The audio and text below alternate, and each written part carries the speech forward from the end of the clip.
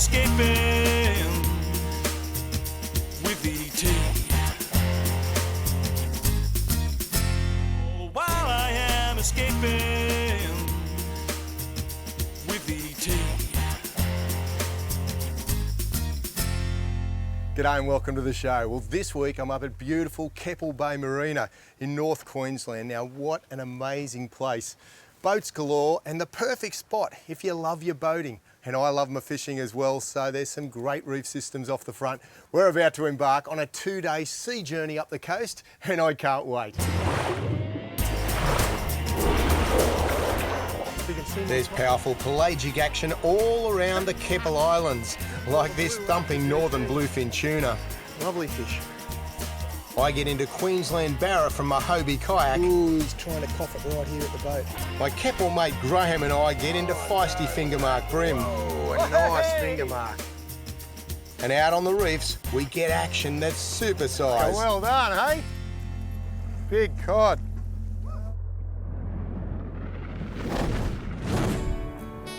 Some of the best cuisine you'll find anywhere in North Queensland is just the start of it. Keppel Bay Marina is such a great gateway to tropical North Queensland. It's where I keep my own liveaboard boat, the Escapade. From here, I've got easy access to Queensland's superb tropical fishing. And today, I'm guest speaker at a maritime event where, as well as a great lunch from Keppel Bay's restaurant, it's my pleasure to give away the first prize. Well, I've loaded up the Quintrex. I'm staying at the beautiful Keppel Bay Marina up here in Queensland. Well, it's always important to check your Century batteries before you head out on a trip. And I'm down here at the moment. I've got two beautiful big deep cycle AGMs up the front. Now, these two big batteries are powering my 80-pound Minn Kota. And these deep cycles will give you a solid 6 hours at full throttle. Well, you're never going to do that, so you'll probably get 2 or 3 days out of them. And down the back, I've got two Marine Pro batteries down there for all the electronics and obviously to kick over the Butte 150 E-Tech motor on the back. So power is a crucial thing, and so make sure you always buy a marine battery. Don't just grab the one out of your car and stick it in your boat. The marine battery from Century is the way to go. Cruising about 50 miles north from Keppel Bay Marina, I'm fishing some remote reef waters with Graham Scott and his catamaran crew. Well, out here with the boys, there's 5 of them on the big boat. They're a good bunch of fellas, loving their fishing. And we're just drifting over some ground out here at the moment. We're in 35 metres of water, and this is the home of a whole series of different reef fish. The rig's nice and light, just a ball sinker. Always the sinker is dependent on the run. I just want this bait just sitting down there on the bottom, just a half pilly tail. I'll start off with some bait. If I catch a few, I'll then have a go with some soft plastics. Now, whenever you're rigging anything gang hook, you line it up with the eye, so the first one goes through the eye and the second one will go up into the body, so there and there. I've got a little TK3 Shimano. And this is a 6 to 10 kilo stick, so quite heavy just in case a bigger fish turns up. And a little 4000 Scimitar Shimano reel. These fish are used to picking things off the bottom, so they'll come straight in, crunch, pick it up and run, and you'll feel the bite straight away, especially with these soft baits like a pilchard. Oh, to a good fish, and there's one there. Oh, look at that, that's unbelievable. Now you'd think it could be a cobia, but it's actually not, it's a remora. Over you come, mate. Wow, well, dancing around the bottom isn't a remora, it's actually a little baby cobia. I guess I've caught a lot of cobia before, but never one this small. Yeah, that is cool. That is cool. They look like a bit of a shark, but you can see the juvenile markings of this cobia. Got those white stripes.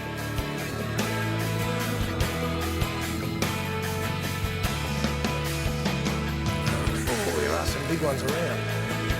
That's what fishing's all about. Oh, come on, mate. Oh, nice fish.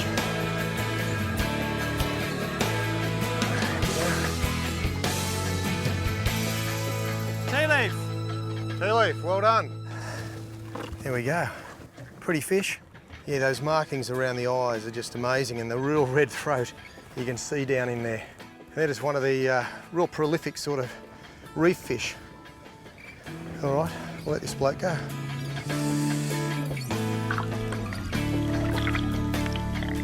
Weenie! Wow! Queen fish, that's amazing. Going all right. Current, these reefies can really pull to his advantage at the moment. I'm really liking this little combo. Come on, buddy. Looks a real nice fish. Look at that for a fish, eh? Absolute beauty. Be a good fight. And that is a beaut fish. Big cod. Well done. That is a big cod. Hey? Look at that. Oh my God, he's a monster. You need a bigger net. That's a great capture. Well done, hey? Big cod.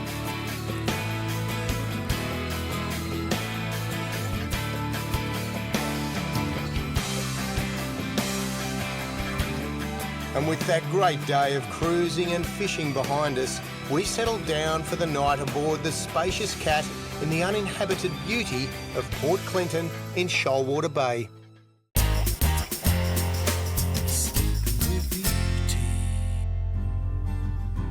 After a calm and comfortable night in the natural harbour of Port Clinton, Graham Scott has decided to leave his crew of catamaran mates on their own for the day and join me on the Quintrex to go popping for pelagics.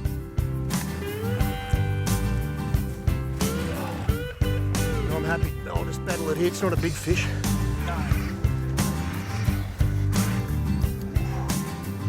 Yeah, it's sort of crab. Oh, you can see him on top there. Well, big Spaniard, is it? Oh, I've got one of these Torres rods from Shimano. You can sort of use it for a whole range of different purposes, but here I'm popper fishing. And there he is on top, look at that. It's actually a Northern Blue. It's a thumper. Big Northern Blue. Oh, God, nearly pulling me out of the boat. Big Northern Blue are after GTs, and this guy's actually turned up where we weren't expecting him. It's actually one of the bigger ones I've caught.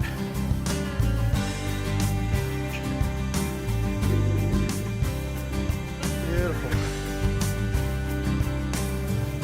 It's all right. Get that tail, he's powerful. He's powerful. Oh, he's gone, there he goes. And this is a popper, you can feel me puffing. So they put up such a fight. You know, I've got the big saltwater, 18,000 saltwater Shimano reel, which is still is the best reels on the market, I believe. And this popper, it certainly resembles a wounded bait fish when you work it back from the bommies here. But that was fantastic to see that fish. Would have liked to held it up for a quick photo, but he's back where he belongs, back in the water. Good start. Yeah, good start. Oh, well, one fish, nice start, big long tail. Now we're going to cruise around and just fish the edge over here. We've got the liverboard boat just cruising by, they're chasing mackerel. So we're just going to work this edge over here. A lot of current coming through. Upwellings everywhere because of the rocks and bommies sitting under the water. Now, this Minn Kota 80 pounder is just insane. Just then, the current was roaring. We're sitting on the spot, and basically it anchors you wherever you want to be. So we can just sit right here if we want, and the boat might spin around a little, but it won't move off this spot. And we're able to get all our casts into the strike zone.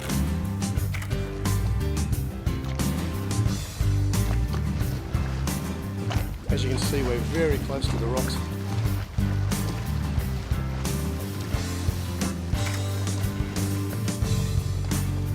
Oh, they're right here, right beside us. Oh yeah, can see him there. Just get a cast ahead of him. Oh yeah, got him straight away. Hey! Oh yeah, spotted him, got the cast to him, and away he's gonna go. Woo, not a big one, but look at that, that's unreal. Got underneath. Now I'm using another Torres rod, but this one's a little lighter stick, as you can see. Beautiful. And this is one of the Sedona reels. Oh, that could be shark. Yep, that could be shark. I might just free spool him because I felt a couple of really hard whacks, and often they're sharks just eating the fish. So if I let him go for a bit, he might be able to outrun the sharks, and then we'll get another battle a little bit further over. Sometimes it works, sometimes it doesn't. But this is a great little outfit. This is oh, yeah, he's still there. This is what fishing is like up here. All right, let's get this little, I think it was a Mac tuna actually. I didn't think it was a longtail, so we might be able to get him up. He might want to come up, because I reckon there's some big toothy things following him. Come on, mate. Let's try to lift him up a little. Oh, here's the fish. Oh, let's have a look. Longtail, yeah, or Mac. We'll know by the pattern on his top. Mac tuna. See those beautiful stripes on the fish's top there, and you can see that gamakatsu hook. I can lift that weight of fish in here, too. Yeah, that's the way. They're a beautiful fish, aren't they? Just a gorgeous fish, and that's how quick the hook comes out.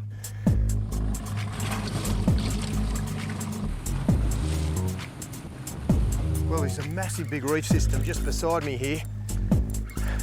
Let's do a little bit of trolling up along the edge. Little spotty mackerel. Whoa. Even though they're so little, they still can pack a punch.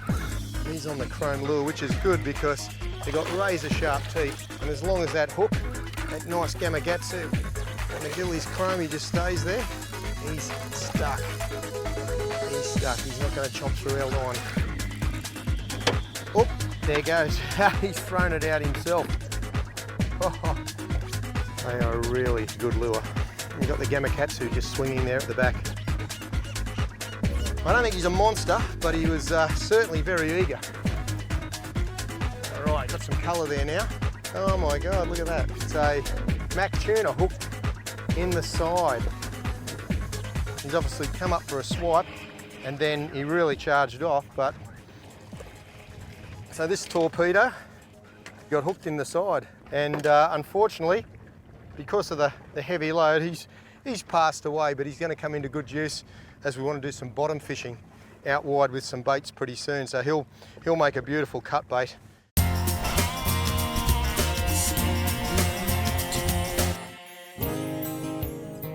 As the sun slides lower over Shoalwater Bay, Graham and I are taking the Quintrex inshore to explore the rock bars. We're targeting the feisty Fingermark brim, and we're getting a beautiful natural ecosystem along the way. Whooshka up he came. Nice little Fingermark. Yeah. He looks a bit more mangrove jacky, but you can see the Fingermark right there. That big print on the back, and that's why they're called the Fingermark brim. Throwing into the current. Right there, good. Lock up drag. Give it to him. That's the way. Greasy. Ah, little there you greasy. go. Little Right cod. under the boat. All good?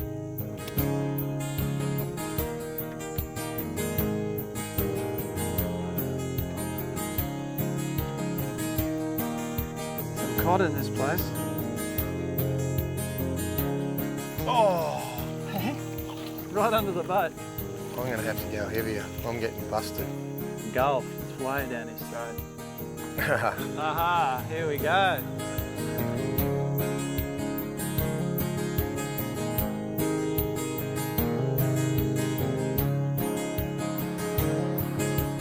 Weight in it. I don't think that's a cod either. Little guy. See you, mate. Didn't think I was that far away. Baby Fingermark. That's why their other name's spotted scale sea perch. That's the way. That's not a cod either, by the way it's shaking. First cast on the rocks. First cast. First cast on the rocks. You've dropped the lure. Oh no, look at that. Whoa, a nice Fingermark. Woo! That's a good fish. That's fantastic. Big rock bar brought him undone, and that's what we're looking for. Quality fish. Oh, this is a really great eating fish. Beautiful big Fingermark. All right.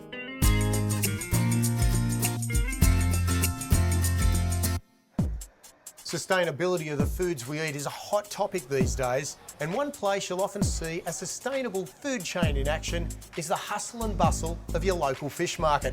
I'm here with friend and chef Paul Breheny, and today's FRDC featured species is the yellowfin tuna. Now Paul, I love to catch these hard-fighting fish. How do you like to cook them? Well, Andrew, the last thing I'd want to do is overcook the tuna. It is an oily fish, so it lends to being overcooked. So what I like to do is cook it medium rare. And today what I'm going to do is just crumb it with a little bit of sesame seed, and I'm going to pan sear that very, very quickly, and we're going to serve that with some pickled vegetables. Beautiful, mate. Well, you're cooking away. I'll talk a little bit more about this great species. It's no secret that some species of tuna are unfortunately overfished. But the good news for us, as fishers and food lovers alike, is that Australian biological stocks of yellowfin tuna are classified as sustainable. So as you can see, I've got a beautiful yellowfin tuna loin here. First thing I'm going to do is marinate this in some soy. To brush it with wasabi, which I've put a little bit of water in just to thin it down. We catch them commercially in Commonwealth waters in the Indian Ocean and the Western and Central Pacific. The commercial catch of these two separate biological stocks comes under the control of two international fishing industry bodies. Fishing in the West comes under the Indian Ocean Tuna Commission, for which the Australian catch represents only a small proportion of the international total. Off Queensland and New South Wales, it's the Western and Central Pacific Fisheries Commission. And they're pretty significant fisheries, almost 650,000 tonne a year from the Pacific alone. Recreational catches are unknown, but you and I know that most of our mates do the right thing with catch and release, don't we? Or if you do keep a fish, make sure you stay within your state's bag limits and kill it properly and get it quickly on ice. So we're just going to pop that onto our absorbent paper. Now the tuna's resting, we're going to plate the salad. So you can check the website. So we're just going to pop this down, make a little smear on the plate. Now we've just got a few pickled vegetables here, just some carrot and some golden beetroot, and I've just pickled that. So I'm just going to decorate the plate with a few of these little pickled vegetables. Next, we've got our little bit of daikon radish, which I've julienned here, or just cut into fine strips. So I'm just going to pop these on top of my plate. So there you go, a simple little dish that you guys can do at home. Wow, that looks awesome, Paul. For more facts and figures on the yellowfin tuna, go to fish.gov.au or visit fishfiles.com.au for loads of nutritional information, serving ideas and recipes. Or visit the Escape with ET website for Paul's seared yellowfin tuna recipe. Thanks, mate.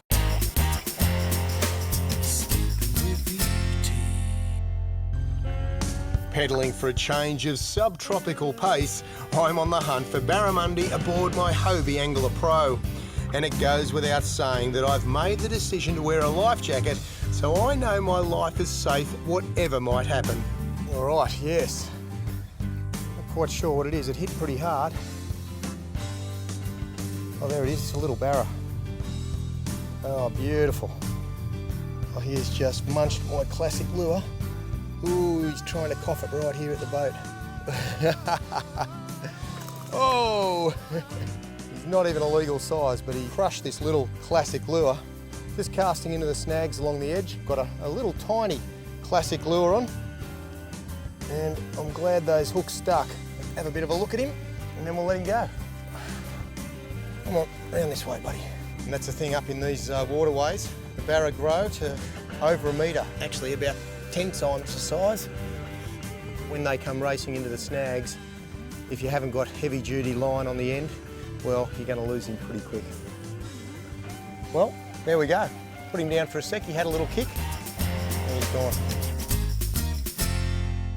Well, I hope you enjoyed my fishing video. If you did, make sure you like it and comment below. If you're new to this channel, subscribe and tell a friend, and make sure you press the notification bell so you're notified of our next video.